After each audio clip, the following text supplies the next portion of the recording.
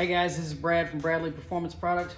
We just got in our new super stock billet aluminum foot pegs. They work great. They're light, they're rigid, and they have stainless screw-in studs, and they really lock you into the bike and work extremely well.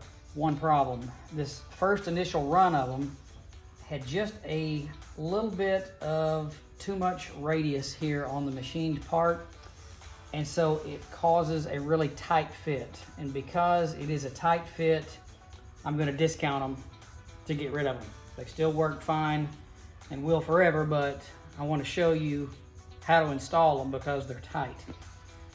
So when you first slide them in, the hole doesn't want to line up, and you really have to put them on a little bit of an angle and work them in there and maybe peck them in a little bit.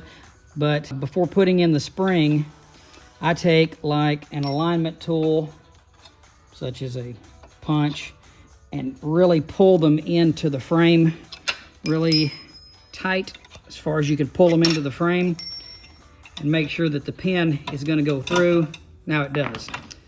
So that's the tight fitting part. On these super stock style pegs, putting the spring in, the stock spring, is very difficult.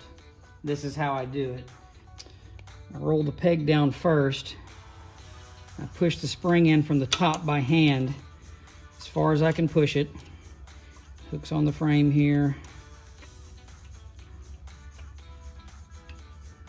And then roll the peg back up, and then take the alignment tool again and try to align the spring